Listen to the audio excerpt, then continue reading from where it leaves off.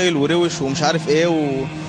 واول ما اشتغلت في فندق الجامعه، فندق رمادة، من وانا عندي 18 سنه تقريبا، من 10 سنين فاتوا.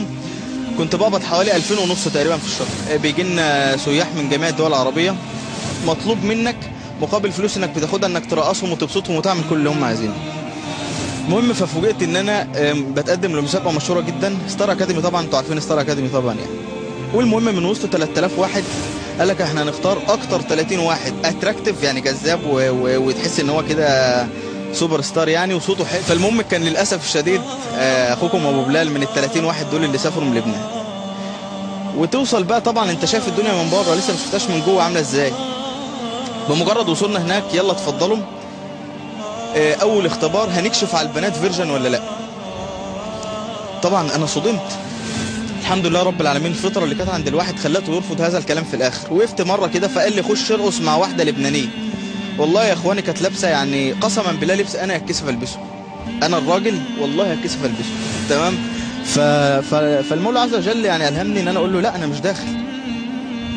قال لي ازاي؟ ده فقره اجباريه انك تدخل وترقص وتورينا مهارتك كمان.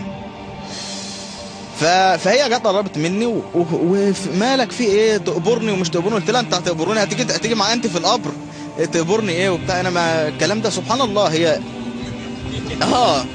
تقبرني ولازم نرقص ولازم نتبسط؟ لا، ولا تقبروني ولا اقبرك، كل واحد يخش قبره لوحده. طبعا انا يعني كل اصحابي اللي هناك قلسوا عليا تقليس، يعني مش عايز اقول لكم يعني.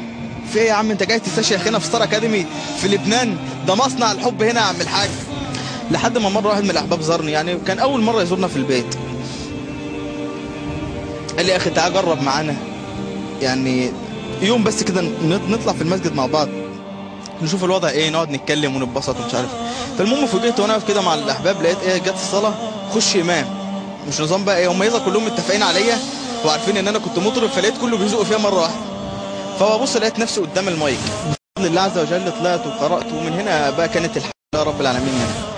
الروح تسري والملائك حولنا، طاب المساء والقلب يسبح في بحار الشوق يحمله الرجاء. أسأل دموع العين عن سر البكاء. لا تحسب أن